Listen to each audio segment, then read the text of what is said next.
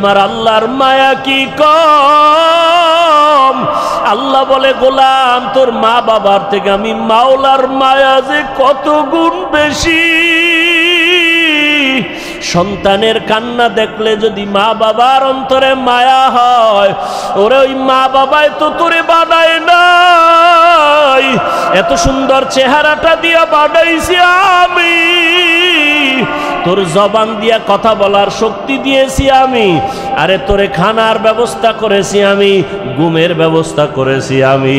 ওরে বান্দা তুই আমার দেওয়া জবান দিয়া যদি একবার আল্লাহ বলিয়া মোহাব্বতে ডাক দাও, ওরে আমি মাওলার কুদরতি অন্তরে মায়ার জোশ, আমি আল্লাহ পাক রহমতের দরজা দিয়া তোরে ডাক দিয়া নিয়া বলবো আয় আয় আয়। ওরে চোখের পানিটা যখন তুই ছেড়ে দিবি, আমি আল্লাহর মায়া কেন হবে না, 99 গুণ মায়া নিয়ে আমি তোর দিকে তাকাইয়া থাকি। কখন তুই জিব্বা দিয়ে আমি আল্লাহকে মায়া করে একবার আল্লাহ বলে ডাক দিবি। ইমাম সাহেবের পরামর্শ নিয়া ওই জাহান্নামী গুনাহগার বান্দা রাতের গভীর, আজ রাতে আর ঘুমায় না, রাতের শেষ ভাগে আজকে মালিকের ডাকবে। ইমাম সাহেবের পরামর্শ নিয়া ওই আল্লাহর বান্দা রাতের বেলা যখন শেষ ভাগ চলিয়ে আসলো, অন্ধকারে রুমের পার্শ্বে একটা জায়গায় বসিয়া ওযু বানাইয়া জায়নামাজ বিছাইয়া সেজদায় পড়ে কান্না শুরু করলো। ও আল্লাহ আমারে মাফ করে দাও, আমাকে মাফ করে দাও, ইয়া রব্বি গফিরলি, ইয়া রব্বি গফিরলি, ইয়া রব্বি গফিরলি।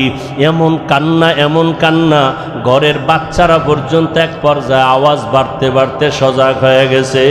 স্ত্রী ডাক দিয়ে কয়, ও স্বামী আমার, তুমি জীবনভর এত অন্যায় করছো, এখন কান্না করতেছো কেন? বলে আল্লাহর কাছে ক্ষমা চাই। হঠাৎ করে গাইবি একটা আওয়াজ, এরে বান্দা তুই যতই কাঁদো তোর ক্ষমা নাই, ক্ষমা নাই, ক্ষমা নাই। ওরে তুই কান্না করে কি লাভ, এত বড় বড় অন্যায় তুই করছো। আওয়াজটা স্ত্রী পর্যন্ত কানে শুনছে। এবার আল্লাহর বান্দা কান্না বন্ধ করে না, আরো জোরে জোরে ফোফায় ফোফায় কান্না করে, আরো জোর লাগায় কাঁদে আর বলে, ও দয়ার মালিক, গুনার কারণে ফিরাইয়া দিও না। ওরে আমার মতো গুনাহগার কেউ নাই, শয়তানের ধোকায় পড়ে গুনাহ করলাম, গুনার কারণে আমার হাত না পাক, আমার চোখ না পাক, আমার জিহ্বা না পাক, আমার অন্তর না পাক, আমার মতো জাহান্নামী কেউ নাই। মানুষ আমারে ভালো বলে, আসলে আমি তো বড় খারাপ মানুষ। আমার জবানটা গুনার কারণে না পাক, আমার চোখ দুইটা গুনার কারণে না পাক। স্ত্রী ডাক দিয়া বলে, তুমি গাইবি আওয়াজ শুনো নাই, তোমার ক্ষমা নাই, তুমি আবার কান্না করো কেন? আল্লাহর বান্দা বলে, বিবি বলো এই কান্নার দরজা বাদ দিয়ে অন্য কোনো দরওয়াজা আছে নাকি, বলো সেখানে গিয়া কান্না করব। স্ত্রী বলে, আর কোনো দরওয়াজা নাই। বলে, তাহলে যেহেতু একটাই দরওয়াজা, গফফার নামের দরওয়াজা, রহমান নামের দরওয়াজা, এই দরওয়াজা ছাড়া যেহেতু আর কোনো দরওয়াজা নাই, আমাকে ক্ষমা না করলেও আমি কান্না বন্ধ করব না, আমি কান্না করেই যাব। একটা সন্তান কান্না করলে মা বাবায় যদি মায়া করে, একটা ছাত্র কান্না করলে যদি শিক্ষকের মায়া বাড়ে, আমার রহমানের দরজা আমি ছাড়ব না, কান্না করতেই থাকব। আমার পরিণামে যা হবার হবে, তবে কান্না আর আমি বন্ধ করব না। এই বলি আবার কান্না শুরু, আর ডাকেও দয়ার মালিক, তোমার বান্দা তুমি বানাইছো, তোমার ছেলে নাই মেয়ে নাই, আমরাই তোমার আদরের গোলাম। শয়তানের ধোকায় পড়ে গুনাহ করেছি, গুনার দিকে তাকাইয়া ফিরাইয়া দিও না রে আল্লাহ। গুনার কারণে দিলটা পাথর, চোখে পানিও নাই। ও আমার গুনাহগার বাবারা, ও যুবক বাবারা, চোখে কি পানি নাই? গুনার কথা স্মরণ করে আমার মালিকের ডাক দাও আর আমার মালিকের কাছে ক্ষমা চাও। ওরে আজকে রাত্রে তুমি এখানে আসো, কালকে কোথায় থাকবা জানা নাই। আল্লাহর বান্দা কান্না বন্ধ করে না, কান্না চালু রাখছে। এমন কান্নার এক পর্যায়ে হঠাৎ করে আবার গাইবি আওয়াজ, আল্লাহর পক্ষ থেকে আওয়াজ আসতেছে, ও বান্দার কাঁদিস না, তোর জীবনের গুনাহ মাফ, ওরে তোকে মাফ করে দেওয়া হয়েছে, আর কাঁদিস না। বান্দা আবার কান্না শুরু করলো, বলে এতক্ষণ কান্না করেছি ভয়ে, আযাবের ভয়, এখন কাঁদি আমার মালিকের মুহাব্বত। যত কান্না করব তত মালিকের মায়া বেড়ে যাবে, আমার মাওলা আমার দিকে মায়ার নজরে তাকাইবেন। এই জন্য আমি বেশি বেশি কান্না করতেছি। ও আল্লাহর বান্দারা, দুনিয়ার রং তামাশায় পড়িয়া তো গুনাহ কম করো নাই। মনে চাইছে দাড়ি কাটবা, কেটে ফেলেছো, কেউ বাধা দিছে মানো নাই। মনে চাইছে নামাজ পড়বা না, কেউ বুঝাইছে নামাজ পড়ো নাই। মনে চাইছে সারা রাত মোবাইলে গুনাহ করবা, কারো বাধা মানো নাই। মনে চাইছে পার্কে ঘুরবা, পার্কে দৌড়াইছো, কারো বাধা মানো নাই। আরে কয়দিন এইভাবে চলবা, আজরাইলের হাতে কি ধরা পড়বা না? ওরে ঘুমের মধ্যেও তো কত মানুষ মরিয়া যায়, পানির তো ভিতরে কত মানুষ ডুবিয়া যায়, গাড়ির নিচে পড়িয়া কত মানুষ মরিয়া যায়। ওরে কয়েকদিন আগে বিমানে আগুন লাগিয়া কত প্রাণ চলিয়া গেল। ও আল্লাহর বান্দা, ঘুমের ঘরে কত অসুস্থ হঠাৎ মানুষ, ভালো মানুষ অসুস্থ হইয়া মরিয়া যায়। এখনো কি গুনাহ ছাড়বা না? তওবা করো, অন্তরটাকে দিয়ে আমার মালিকের ডাক দাও মনে মনে, আর বলো, হে আল্লাহ, মজলিসের মধ্যে আমার মতো গুনাহগার বোধ হয় কেউ নাই। আমার গুনার খবর আমার মা জানে না, ভাই জানে না, স্ত্রী জানে না, সন্তানেরা জানে না। ও আল্লাহ, কত গুনাহ করেছি, আজকে থেকে তওবা করতেছি, আর গুনাহ করব না। দুনিয়ার সূর্যের গরম সইতে পারি না, বেতের বাড়ি সইতে পারি না, মশার কামড় সহ্য করতে পারি না। গুনাহ নিয়ে কবরে গেলে জাহান্নামের গরম কেমন করে সহ্য করব? হাসরের ময়দানের গরম কেমন করে সহ্য করব? সাপের কামড় কেমন করে সহ্য করব? ও আল্লাহ, তওবা করতেছি, আর নামাজ ছাড়ব না, আর দাড়ি কাটব না, আর বেপরদায় চলব না। মা বাবার দোয়া নিয়া, শিক্ষকের দোয়া নিয়া, উলামায়ে আহলে হকের পরামর্শ নিয়া, নবীজির আদর্শ মেনে চলব। ক্ষমতার পাগল, নামাজে দাঁড়াইয়াও ক্ষমতা, ঘুমের মধ্যে ক্ষমতা, ঘুমের থেকে উঠার পরে ক্ষমতা।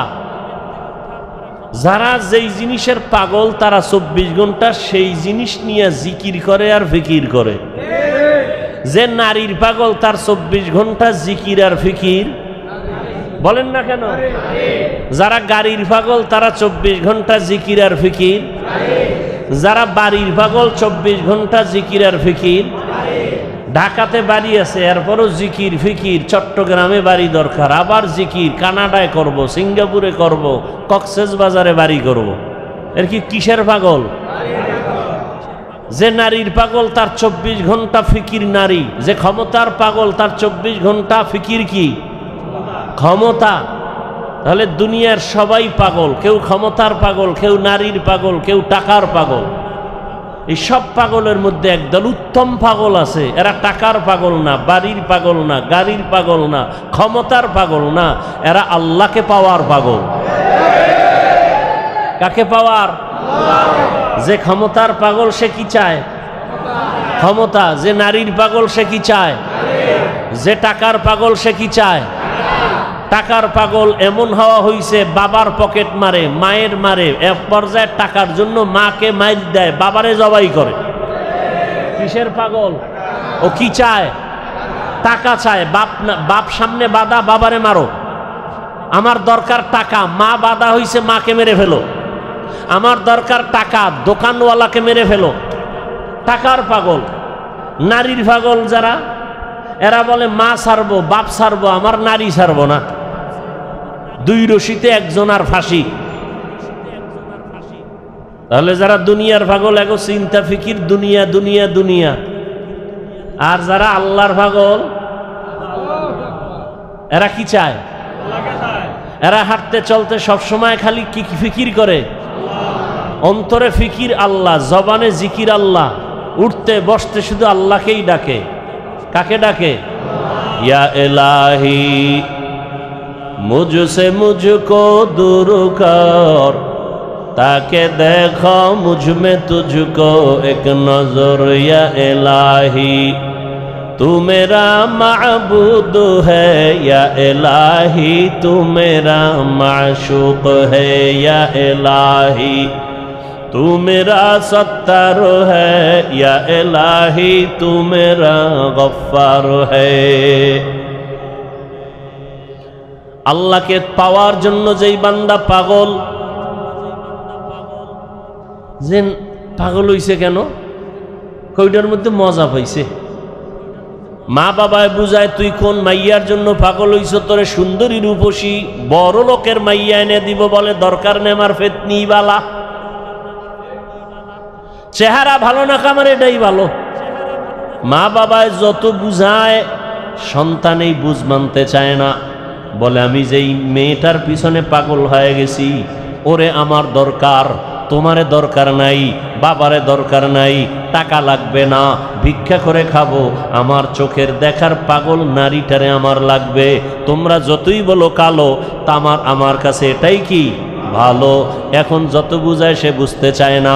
সবাই বলে সে এখন মেয়ের জন্য পাগল হয়ে গেছে, ওর মাথা ঠিক নাই, ও এখন পাগল ভেসে চলতেছে, এখন ওরে সবাই ছেড়ে দাও, ওর পাগলামি নিয়ে ও আছে, ও ওখানে মজা পাইছে, ওই মজা ছাড়বে না।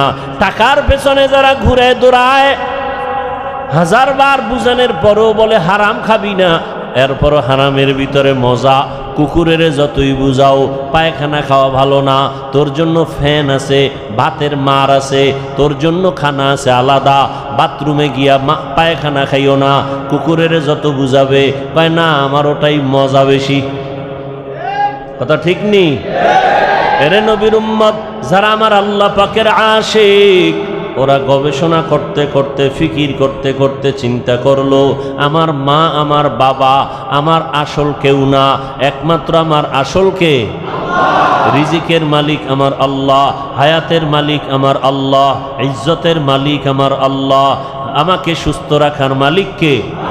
আল্লাহ, সম্মান দেওয়ার মালিক আল্লাহ, ইজ্জত নেওয়ারও মালিক কে? চেয়ারে বসাইয়া দেয় কে? এই চেয়ার থেকে নামায়া দেয় কে? সব কিছুর মূলে আমার আল্লাহ। আমি যদি ঘুমায় যাই, ঘুম থেকে যদি না উঠি, আমার আল্লাহ যদি না উঠতে পারবো না, আমাকে ঘুম পাড়ায় দেন কে? আল্লাহ। ঘুম থেকে উঠার সুযোগ কে দেন? আল্লাহ। আল্লাহ যদি কয় না তোর এই শেষ ঘুম, আমার মা বাবায় জীবনে ঘুম থেকে সজাগ করতে আর পারবে না। এই চিন্তা করতে করতে করতে করতে অন্তরের মধ্যে একটা মজার ঘেরান আসতে থাকে। আসলে আমার মা আপন না, বাবা আপন না, ভাই আপন না, টাকা আপন না, মাল আমার আপন না, একমাত্র আমার ইহকাল পরকালে আমার ভালোর জন্য সর্বক্ষেত্রে আমার একমাত্র আপনকে। এই বুঝটা যখন এসে যায়, তখন দুনিয়ার সবাই যদি বলে নামাজ ছাড়িয়া দে, দাড়ি কেটে ফেল, ওই বান্দা বলে চাকরি ছাড়বো তারপরও দাড়ি কাটবো না। ইয়া ইলাহি মুঝসে মুঝকো দূর কর, ताके देखो मुझ में तुझको एक नजर, या इलाही तू मेरा माबूद है, या इलाही तू मेरा माशूक है। আবু জাহাল নবীরে দেখছে না? 13টা বছর যেই রহমতের নবীকে এক নজর দেখলে জাহান্নামের আগুনটা হারাম হয়ে যায়। কেমন মায়ার নবী আমার, যেই রহমতের নবীকে দেখা মাত্র পেটের ক্ষুধা থাকে না। কেমন মায়ার নবী আমার, যেই রহমতের নবী যেখানে কদম রাখেন ওখান থেকে মিশকের ঘেরান, যেই রহমতের নবী আমার শরীর মোবারক থেকে মিশকের ঘেরান, নবীজির ঘাম থেকে মিশকের ঘেরান। কেমন মায়ার নবী আমার, যেই নবীকে এক নজর দেখার জন্য গর্তের পিপিলিকা পাগল, নবীকে এক নজর দেখার জন্য নদীর সমুদ্রের মাছ বড় আফসুস করে, রহমতের নবীকে এক নজর দেখার জন্য জঙ্গলের প্রাণীরা পাগল হয়ে আছে। ওই নবীকে একটা নজর দেখবে জাহান্নামের আগুন হারাম হয়ে যাবে। কিন্তু কপাল বড় খারাপ, 13 বছর পর্যন্ত ওই নবীকে পাশে বসে দেখলো, বয়ান শুনলো, এরপরও একবারও কালেমা নসিব হলো না, কালেমা পড়লো না। কে? আবু জাহাল। কারণটা কি? ওর কপাল বড় খারাপ, ও এখন পর্যন্ত আর দুনিয়ার লোককে কন্ট্রোল করতে পারে নাই। আর অপরদিকে 27 বছরের যুবক তরবারি নিয়ে দৌড়ায় আমার নবীকে জবাই করার জন্য। রহমতের নবীকে জবাই করতে গিয়া একটা নজর চেহারা দেখা তরবারি ফালাইয়া ডাক দিয়া বলে, রহমতের নবী দয়া করে কালেমা রশি আমার গলায় লাগায় দেয়। 13 বছর নবীরে দেখিয়াও কালেমা পড়ে না, বরং বিরোধিতা। আর 27 বছরের যুবক নবীজিকে মারতে গিয়া, জবাই করতে গিয়া কালেমার মালা গলায় পড়ছে। কে? কে? এর নাম হেদায়াত, এর নাম কফাল। এরে আল্লাহর বান্দারা, দুনিয়াতে কে পাঠাইছেন আমাদের? আমরা জোর করে আসতে পারছি? হ্যাঁ, আমরা জোর করে কেউ আসতে পারি নাই। দয়া করে আল্লাহ আমাদের পাঠাইছেন। আল্লাহ যদি না পাঠাইতেন আসার কোনো সুযোগ ছিল না। আল্লাহ দয়া করে পাঠাইছেন। কেন? বলে আমার ইবাদত করার জন্য। তোমার কাজ একটা, শুধু আমার ইবাদত। তবে ইবাদতটা দুনিয়ার মধ্যে থাকিয়া করবা, জঙ্গলে গিয়া না। সংসারও করবা, ব্যবসা করবা, চাকরি করবা, এর মাঝে দিয়া জবান দিয়া আমার আল্লাহরে ডাকবা। নামাজের সময় নামাজও পড়বা, মা বাবার হকও আদায় করবা, স্ত্রীর হকও আদায় করবা, সন্তানের হকও আদায় করবা, প্রতিবেশীর হক আদায় করবা, ভাইয়ের হক আদায় করবা, বোনের হক আদায় করবা, তোমার বাবার হক আদায় করবা, মুরব্বির হক আদায় করবা। এর মধ্য দিয়া তুমি আমার হকও আদায় করবা। সব ঠিক রাইখা যখন তুমি আমি আল্লাহকে আল্লাহ বলে ডাক দিবা, তোমার ওজনটা অনেক বেড়ে যাবে। আমি আল্লাহ দুনিয়ায় পাঠাইলাম, দুনিয়ার কাজের মাঝখান দিয়া আল্লাহর ইবাদত করবা, এই কাজের জন্য আমি পাঠাইলাম। দুনিয়া ছাড়া এ ইবাদত আর আলাদা জায়গায় করা যাবে না। দুনিয়াতেই দিলাম আমি ইবাদত করার জন্য। এখন ইবাদতটা করা মাত্র তুমি চলে আসো। তোমার থাকার জায়গা দুনিয়া না, তোমার ঘুমানোর জায়গা দুনিয়া না, আরামের জায়গা দুনিয়া না।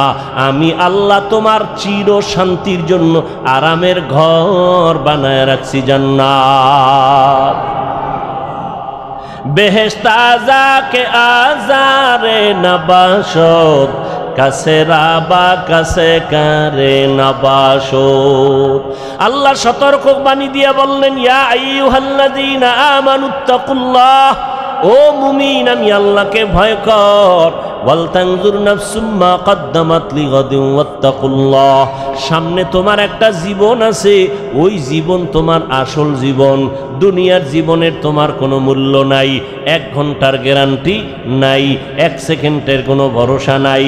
ওরে আল্লাহর বান্দা, তোমার আসল জীবন হলো চক্ষু বন্ধ হওয়ার পরের জীবন। ওই জীবনটা তোমার আসল জীবন। ওই জীবন তোমার অনন্তকালের জন্য। সম্বল সঞ্চয় করছো কিনা ভালো করে নজর নাও। ওয়াত্তাকুল্লাহ, আমি আল্লাহকে ভয় করো। বারবার আল্লাহ ভয় করার কথা কেন বলেন? আল্লাহকে ভয় না করলে মানুষ অন্যায় থেকে দূরে থাকবে না। সন্তান মা বাবারে যদি ভয় না করে, ওই সন্তান মা বাবার সামনে অন্যায় থেকে ফিরবে না। ছাত্র যদি শিক্ষকের ভয় না করে, ওই ছাত্র অন্যায় থেকে ফিরবে না। বিচারকরে যদি আসামি ভয় না করে, ওই আসামি কখনো বিচারকের সামনে অন্যায় করার থেকে ফিরবে না।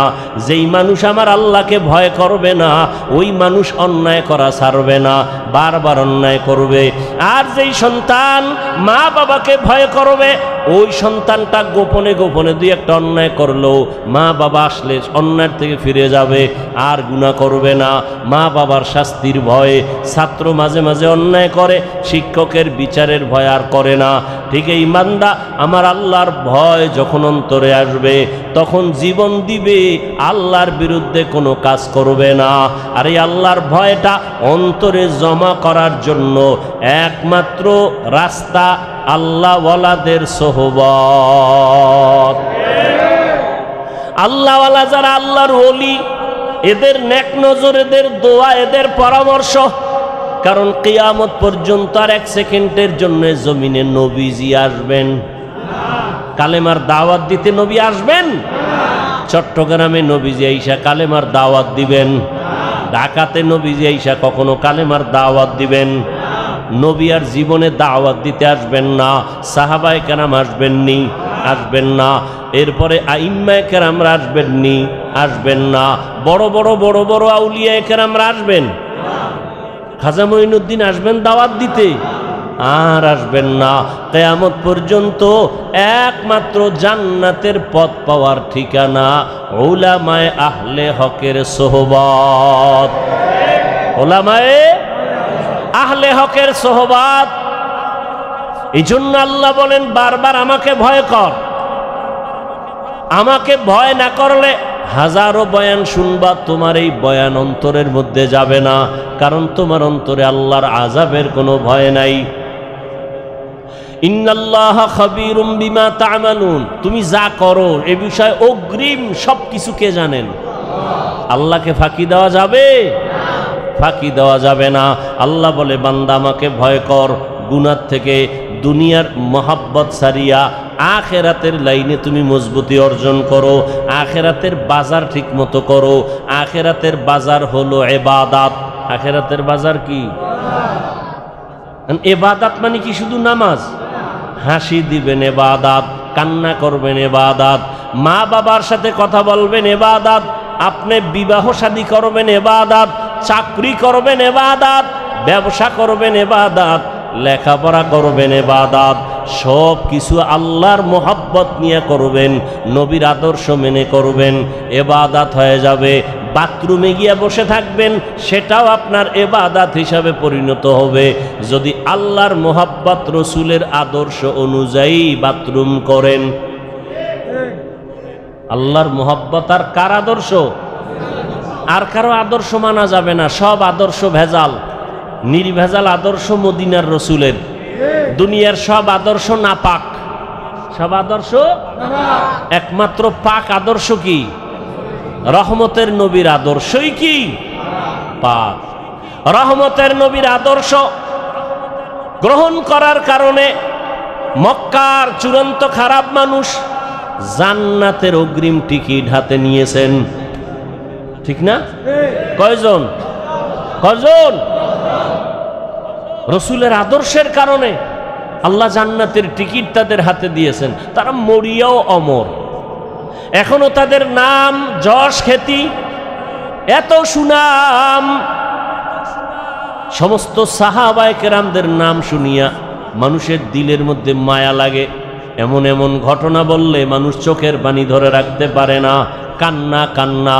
তাদের এত সুন্দর আমল, এত সুন্দর এলেম, এত সুন্দর নামাজ, এত সুন্দর তেলাওয়াত, এত সুন্দর তাকওয়া, এত সুন্দর ইখলাস, এরপরেও জান্নাতের টিকিটও হাতে রেডি। এরপরেও কান্না কান্না কান্না, সারাদিন সারা রাত শুধু কান্না। মালিকের দরবারে কেমনে দাঁড়াবো? হ্যাঁ, অন্ধকার কবরে কেমনে একা থাকবো? তাদের সম্মান কমছে? কমে নেই। আচ্ছা, আমাদের বর্তমান হালাত, সারা দুনিয়ার অবস্থা বড় খারাপ। এই খারাপের ভিতরে যাদের কাছে রসুলের আদর্শ আছে, এদের অবস্থা অনেক সম্মানের, অনেক শান্তির। এদের মতো শান্তিতে সম্মানে আর কেউ নাই। একজন আল্লাহর বান্দা টুপি পরে না, জামা পরে না, পাগড়ি পরে না, দাড়িটা রেখে দিছে। এই ভাই তুমি পাগড়ি পরো না, দাড়িটার উপরে মজবুত কেনা, দাড়ি ছাড়বো না। পাগড়ি মাঝে মাঝে পরলাম না পরলাম নাই, দাড়ি ছাড়বো না। কেন? আমি চিন্তা ভাবনা করে দেখলাম মরার পরে আমার সাথে রসুলের একটা আদর্শ যাবে, সেটা দাড়ি। মরার পরে কোন আদর্শটার সাথে যাবে? দাড়ি। জাহিরি ভাবে দেখা যাবে দাড়ি।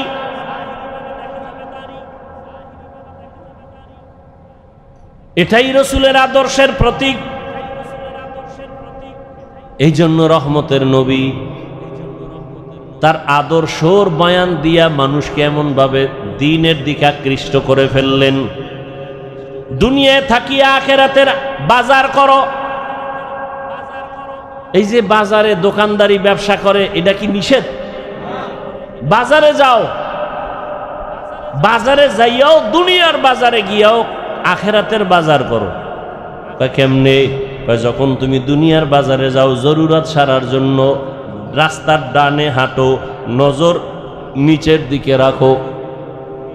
তোমার দোকানে কাজ সাইরা তাড়াতাড়ি আবার বাসায় চলে যাও। বাজারে সব বেশি সময় কাটায়ও না, কারণ দুনিয়াতে যত খারাপ জায়গা আছে নবীজি বলেন এর থেকে সব থেকে খারাপ জায়গা কি? বাজার। বাথরুম খারাপ না, কি খারাপ? বাথরুমের খারাপ না বলিয়া নবীজি বাজারকে খারাপ বললেন কেন? বাথরুমে ওই গুনাহ হয় না, বাজারের মধ্যে যেই পরিমাণ গুনাহ হয়। এজন্য নবী বলেন আর দুনিয়া সিজনুল মুমিন ওয়া জান্নাতুল কাফের। দুনিয়া হলো মুমিনের জন্য জেলখানা, বেঈমানের জন্য শান্তির জায়গা বালাখানা। দুনিয়াতে যত শান্তি বেঈমানেরা করবে, পরকালে ওদের শান্তি নাই। আর মুমিনেরা যত কষ্ট দুনিয়ায় করবে, পরকালে ওদের কোনো কষ্ট নাই। তাহলে দুনিয়া মুমিনের জন্য জেলখানা মানে কি? অশান্তি। অতএব শান্তির দোয়া করার কোনো কায়দা নাই। তবে যদি আখিরাতের লাইনে চলে, আল্লাহ দুনিয়াতেও তাকে বোনাস শান্তি দিবেন। বোনাস কি দিবেন? আপনি টুপি মাথায় দেন না কেন? কয় মাথা গরম হয়ে যায়। যেই গরম। আর আমারে যদি আপনি লাখ টাকা দিয়ে বলেন টুপি পরা যাবে না, আপনার গরম আছে, আমার গরম নাই কি? আসলে আল্লাহর প্রতি মহব্বতের পার্সেন্ট আপনার কম। একজন আল্লাহর বান্দা বলে আমি ফরজ আমল তো করবই, নফল আমি ছাড়ব না। আর একজনে বলে নফল লাগে না। নফল আর একজনে কে ফরজ পর্ব তো পর্বই, নফলও ছাড়ব না। আর একজন মুমিন, সে আশিকে রাসূল, বলে আমার নফল লাগে না। মোহাব্বতের পার্সেন্ট যেমন, ইবাদতের সীমানাও তেমন। মোহাব্বতের পার্সেন্ট আপনার টুপি মাথায় দিতে গরম, আর একজনের মাথায় টুপি, এর উপরে আবার পাগড়ি। এর গরম কই? এর গরম যা কিছু আছে এর অন্তরে আসল গরম ঢুকায় রাখছে। দুনিয়ার গরম কিছুই না। যদি আমি টুপি পাগড়ি ছাড়া চলি, হাসরের ময়দানের গরম তারও কঠিন। হাসরের ময়দানের গরম আরো কঠিন। এই গরম তো কোনো গরমই না। দিনের বেলা সূর্য, রাতের বেলা নাই। এর পরেও কেন এত গরম?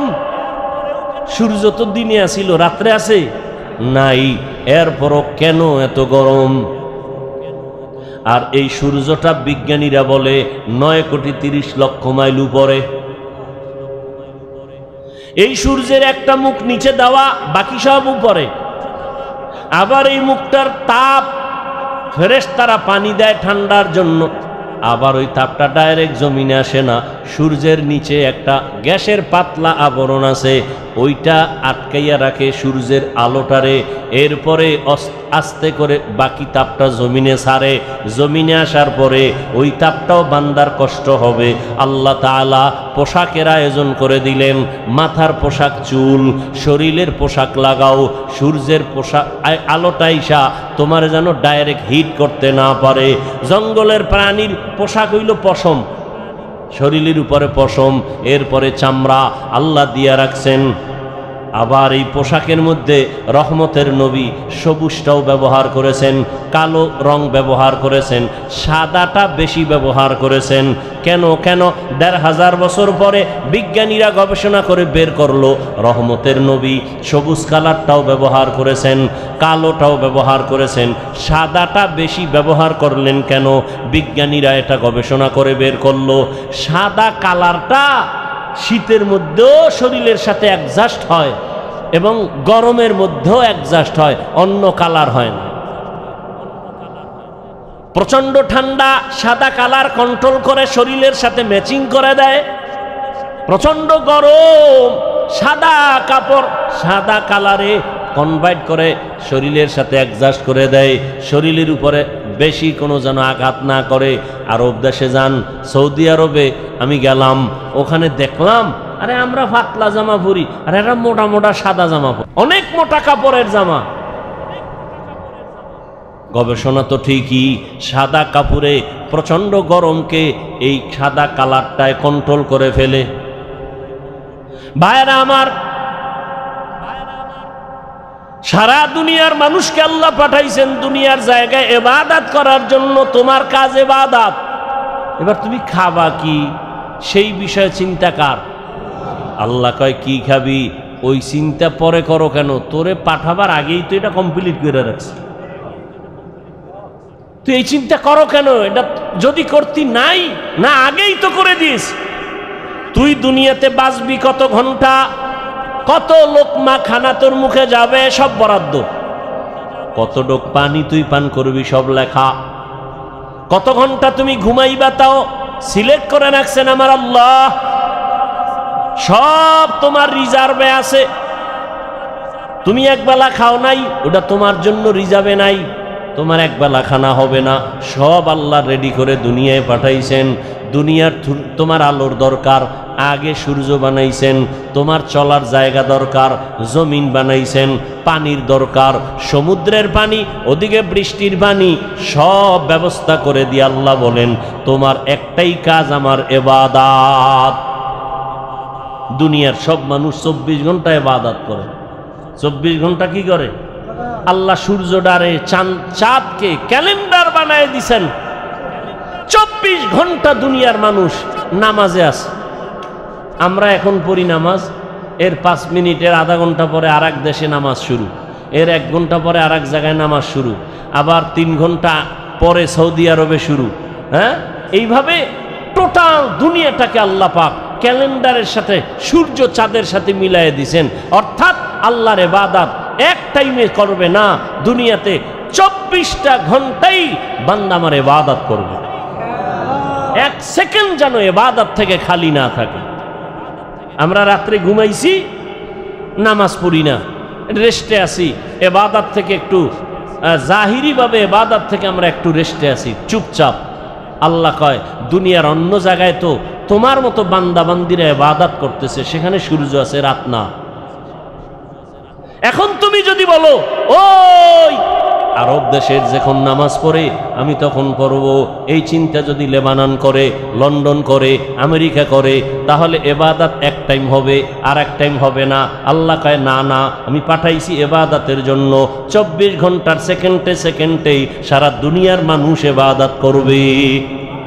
এজন্য রাত আমি ঘুরায় ঘুরায় দিছি, দিন আমি ঘুরায় ঘুরায় রাখছি।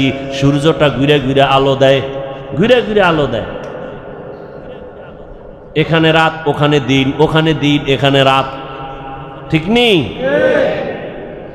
আল্লাহ নিজাম করে দিলেন, সিস্টেম করে দিলেন, তার বান্দারা সব সময় ইবাদতের মধ্যে থাকবে।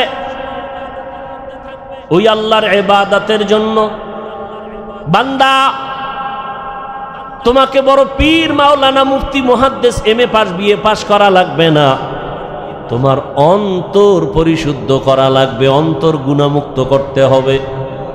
আর অন্তরকে যদি গুনাহমুক্ত করতে চাও, এই জমিনের মধ্যে একা একা সম্ভব না, অন্যের মাধ্যমে তোমার অন্তর পরিশুদ্ধ করো। অন্যের মাধ্যম অন্য কারা? একমাত্র নবীজির আদরের বন্ধু উলামায়ে আহলে হক। সমস্ত উলামায়ে আহলে হক ওয়ারাসাতুল আম্বিয়া, আম্বিয়া কেরামের ওয়ারিস। আলেম ওলামা ছাড়া আমার রসুলের আর কোনো আপন বন্ধু কেউ নাই। অতএব এদের কথা শুনে আমল করো। নবী বলেন এদের কথা শুনে যদি চলো আমি রসুল তোমার উপরে খুশি। আল্লাহ কয় রসুল যার উপরে খুশি আমি আল্লাহ তার উপরে খুশি, আর আমি আল্লাহ যার উপরে খুশি সে বিনা হিসাবে জান্নাতি। আতিনা ফি দারে দুনিয়া না হাসান, আতিনা ফি দারে উকবা না হাসান, ইয়া গিয়াসাল মুস্তাগীসিন নাহদিনা লাফতিখারা বিল উলুমে ওয়াল গিনা। আল্লাহর ইবাদতের জন্য নিজেকে আত্মসমর্পণ করে দাও। আমি যে যত কাজ করব সব আমার আল্লাহর রাজি খুশি অনুযায়ী হতে হবে।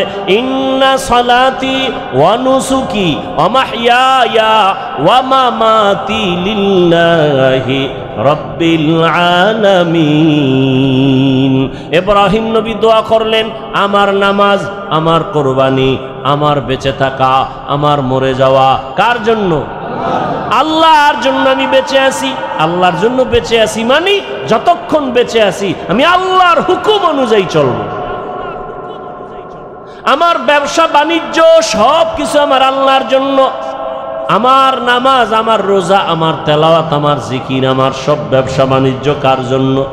আল্লাহর জন্য। যারা ব্যবসা করবে ওই ব্যবসায়ী বান্দা কোনোদিন কাস্টমারের সাথে মিথ্যা কথা বলবে না। আল্লাহর জন্য যারা ব্যবসা করবে কোনোদিন কাস্টমারকে মাপে কম দিবে না। 2 নাম্বার মালের 1 নাম্বার বলবে না। কোনোদিন কোনো আল্লাহর বান্দা বান্দির সাথে ধোঁকাবাজি করবে না। আর এমন ব্যবসায়ীকে রসুল বলেছেন আমি রসুলের সাথে তুমি জান্নাতে থাকবা। তাহলে আল্লাহ পাক বুঝাইলেন দুনিয়ার মধ্যে থাকিয়া আখেরাতের বাজার করো। আখেরাতের বাজার যদি করতে চাও দুনিয়ার রং তামাশায় তোমাকে গ্রাস করে ফেলতে পারে, তবে আমার ভয় অন্তরে জমা রাখো। আমার ভয়টা যদি অন্তরে জমা রাখো দুনিয়ায় তোমাকে আকৃষ্ট করতে পারবে না। তবে একা একা পারবা না। যাদের মধ্যে আল্লাহর ভয় আছে তাদের সাথে সম্পর্ক লাগায় দাও। আল্লাহর ওলি জমিনে আছে যারা নামাজ ছাড়া 1 সেকেন্ড সময় কাটায় না। নামাজের সময় নামাজ, বাকি টাইম জিকির তেলাওয়াত। এই মানুষগুলোর চেহারার দিয়ে যতক্ষণ তাকাইবা তোমার অন্তরে শুধু আল্লাহর কথাই মনে পড়বে, দুনিয়ার কোনো চিন্তা তোমার অন্তরে থাকবে না। এমন আল্লাহওয়ালাদের নজর লাগাও তোমার অন্তরটা ধোলাই হয়ে যাবে। আল্লাহওয়ালাদের নজর যখন তোমার ভেতরে আসবে আল্লাহওয়ালাদের দোয়াও চলতে থাকবে। এক পর্যায়ে দেখবা এখন তোমার নামাজ ভালো লাগে না, তখন তোমার আজান হলে আর ব্যবসা ভালো লাগবে না। এখন তো আজান হয়ে গেছে, দোকানওয়ালা ভাই চলেন নামাজে, একটু পরে যাই, কাস্টমার বিদায় দিয়ে নেই। এখন বিদায় দিতে দিতে জামাত শেষ। এরকম হয় না? কিন্তু আল্লাহওয়ালাদের সাথে যাদের গভীর সম্পর্ক এদের অবস্থা দিন দিন শুধু পরিবর্তন হয়। এক পর্যায়ে দেখা যায় একটা সুন্দর করে সাইনবোর্ড বানায় লেখছে নামাজের বিরতি, দোকান বন্ধ। এক সময় কাস্টমারের ঝামেলায় জামাতে যায় না, আর এখন আলাদা সাইনবোর্ড বানাইছে নামাজের বিরতি, দোকান বন্ধ। এটা আল্লাহওয়ালাদের সোহবতের মাধ্যমে সম্ভব, একা একা সম্ভব না। এজন্য আল্লাহওয়ালাদের সোহবত।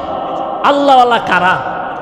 বাংলাদেশে তো আল্লাহওয়ালাদের অভাব নাই, তবে সহজ কথা, যার কথা শুনলে, যার কাছে বসলে গুনাহ ছাড়া সহজ হয়, নেক আমল করা সহজ হয়, এমন আল্লাহওয়ালা আসল আল্লাহওয়ালা। যেই আল্লাহওয়ালাদের নেক নজর লাগলে অন্তরের মধ্যে আমলের আগ্রহ বাড়ে, গুনার আকর্ষণ কমে যায়। আল্লাহওয়ালার সামনে গিয়া বয়ান শুনিয়া চোখের পানি ছেড়ে কাঁদেন, অন্তরে ভয়, যেই ভয়টা এতক্ষণ আসে নাই।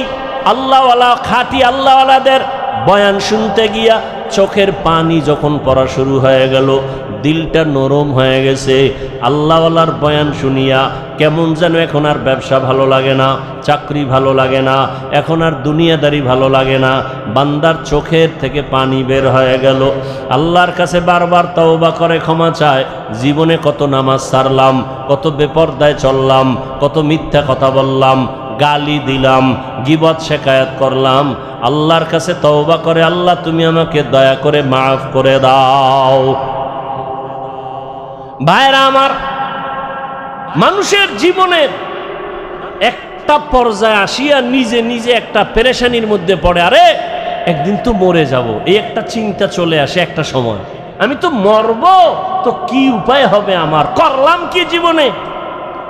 এক আল্লাহর বান্দা জীবন ভর শুধু গুনাহ গুনাহ গুনাহ গুনাহ, এলাকার সবাই জানে বড় অপরাধী, এমন কোনো গুনাহ নাই যে গুনাহ তার দ্বারা হয় না।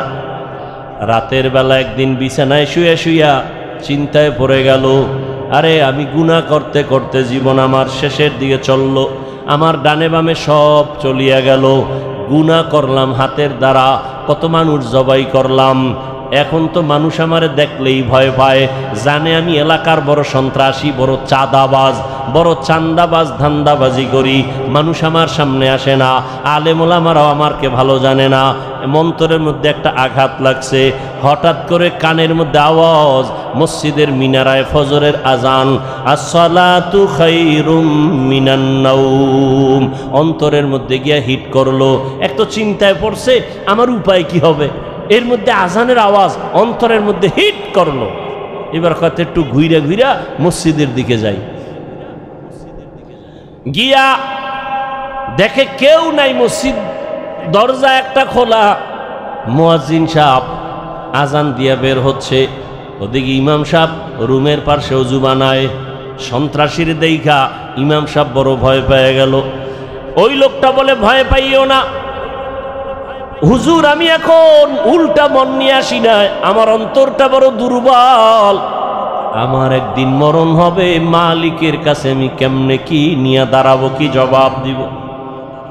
ইমাম সাহেব বড় খুশি হইয়া বলেন, আসেন অজু বানান। জীবনে তো অজু করি নাই। ইমাম সাহেব বৈশা তারে সুন্দর করে অজু শিখায় অজু বানায় দিল, নামাজ পড়াইয়া। এরপরে বলে, আপনি প্রতিদিন নামাজ পড়বেন, একজন আল্লাহওয়ালার পরামর্শ নিবেন।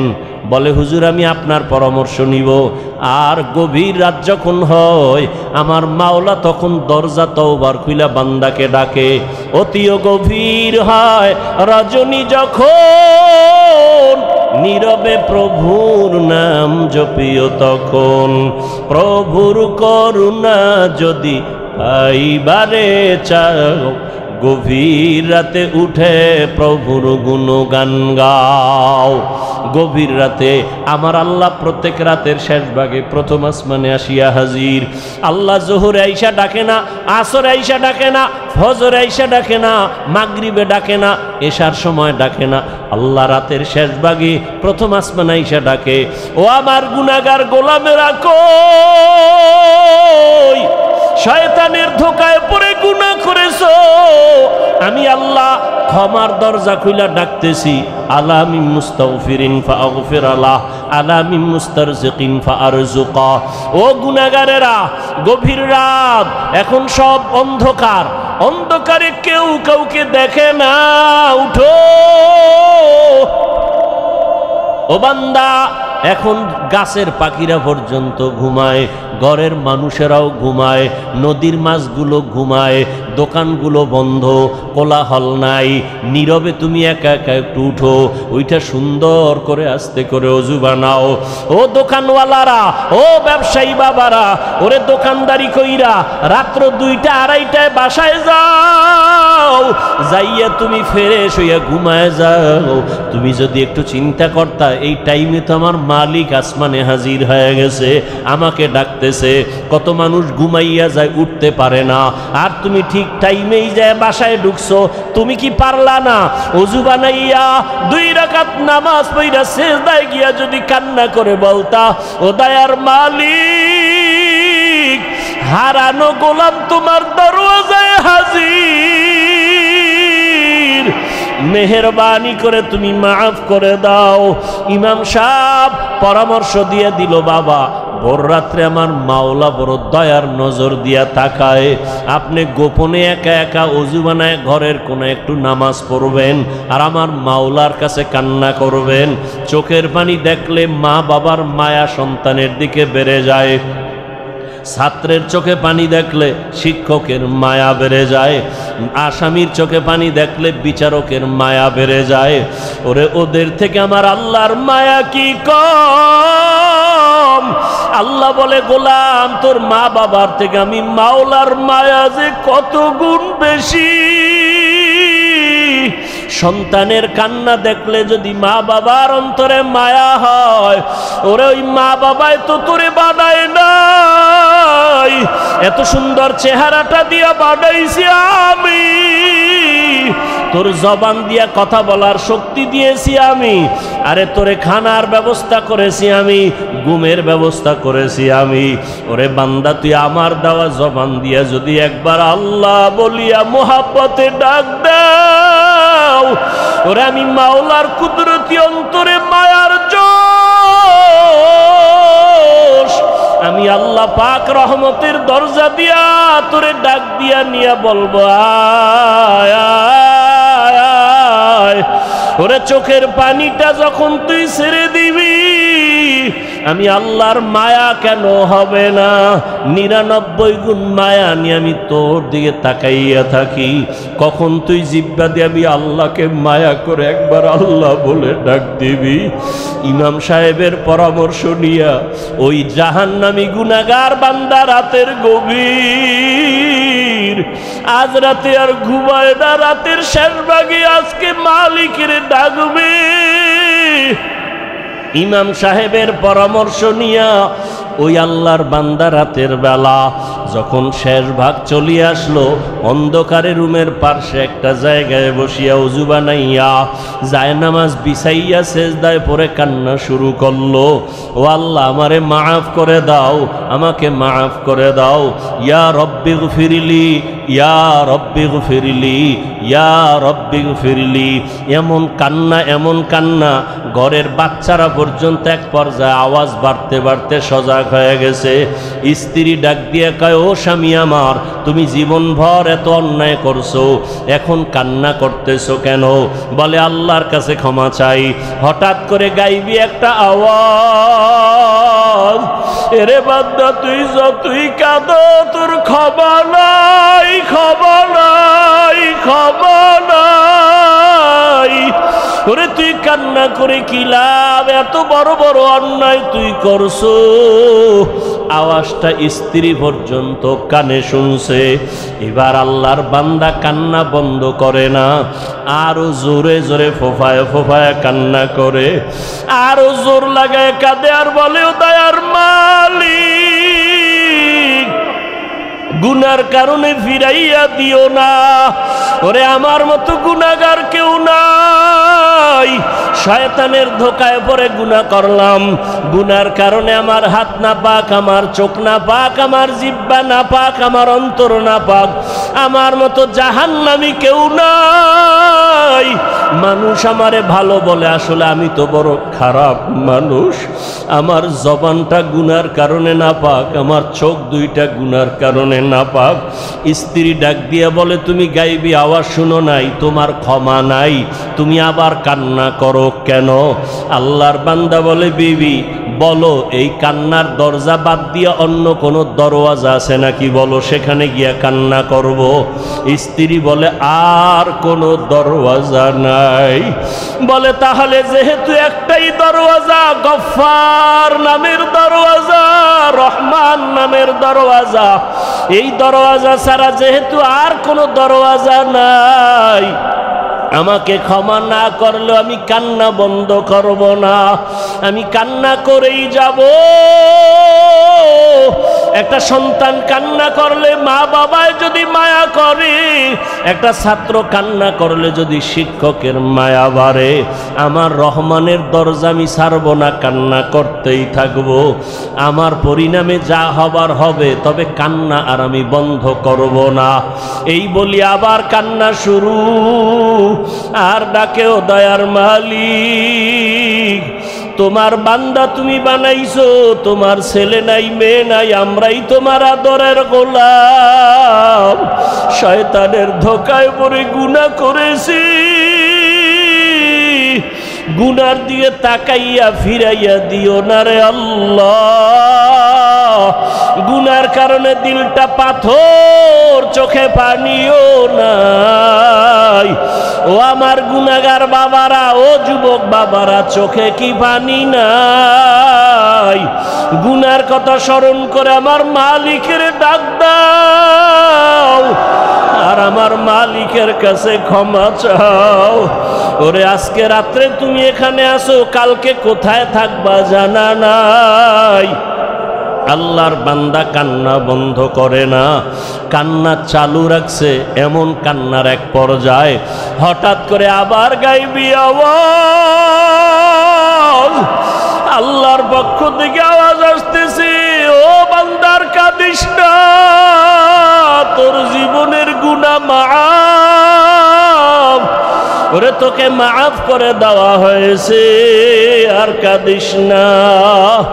বান্দা আবার কান্না শুরু করলো, বলে এতক্ষণ কান্না করেছি ভয়ে, আযাবের ভয়, এখন কাঁদি আমার মালিকের মুহাব্বত। যত কান্না করব তত মালিকের মায়া বেড়ে যাবে। আমার মাওলা আমার দিকে মায়ার নজরে তাকাইবেন, এই জন্য আমি বেশি বেশি কান্না করতেছি। ও আল্লাহর বান্দারা, দুনিয়ার রং তামাশায় পড়িয়ে তো গুনাহ কম করো নাই। মনে চাইছে দাড়ি কাটবা, কেটে ফেলেছো, কেউ বাধা দিছে মানো নাই। মনে চাইছে নামাজ পড়বা না, কেউ বুঝাইছে নামাজ পড়ো নাই। মনে চাইছে সারা রাত মোবাইলে গুনাহ করবা, কারো বাধা মানো নাই। মনে চাইছে পার্কে ঘুরবা, পার্কে দৌড়াইছো, কারো বাধা মানো নাই। আরে কয়দিন এইভাবে চলবা, আজরাইলের হাতে কি ধরা পড়বা না? ওরে ঘুমের মধ্যেও তো কত মানুষ মরিয়া যায়, পানির তো ভিতরে কত মানুষ ডুবিয়া যায়, গাড়ির নিচে পড়িয়া কত মানুষ মরিয়া যায়। ওরে কয়েকদিন আগে বিমানে আগুন লাগিয়া কত প্রাণ চলিয়া গেল। ও আল্লাহর বান্দা, ঘুমের ঘরে কত অসুস্থ হঠাৎ মানুষ, ভালো মানুষ অসুস্থ হইয়া মরিয়া যায়। এখনো কি গুনাহ ছাড়বা না? তওবা করো, অন্তরটাকে দিয়ে আমার মালিকের ডাক দাও মনে মনে, আর বলো, হে আল্লাহ, মজলিসের মধ্যে আমার মতো গুনাহগার বোধ হয় কেউ নাই। আমার গুনার খবর আমার মা জানে না, ভাই জানে না, স্ত্রী জানে না, সন্তানেরা জানে না। ও আল্লাহ, কত গুনাহ করেছি, আজকে থেকে তওবা করতেছি, আর গুনাহ করব না। দুনিয়ার সূর্যের গরম সইতে পারি না, বেতের বাড়ি সইতে পারি না, মশার কামড় সহ্য করতে পারি না। গুনাহ নিয়ে কবরে গেলে জাহান্নামের গরম কেমন করে সহ্য করব? হাসরের ময়দানের গরম কেমন করে সহ্য করব? সাপের কামড় কেমন করে সহ্য করব? ও আল্লাহ, তওবা করতেছি, আর নামাজ ছাড়ব না, আর দাড়ি কাটব না, আর বেপরদায় চলব না। মা বাবার দোয়া নিয়া, শিক্ষকের দোয়া নিয়া, উলামায়ে আহলে হকের পরামর্শ নিয়া নবীজির আদর্শ মেনে চলব। আল্লাহ আমাদের খাঁটি তওবাওয়ালা জীবন দান করেন, তওবার উপরে মজবুত হইয়া চলার তৌফিক দান করেন, আমিন।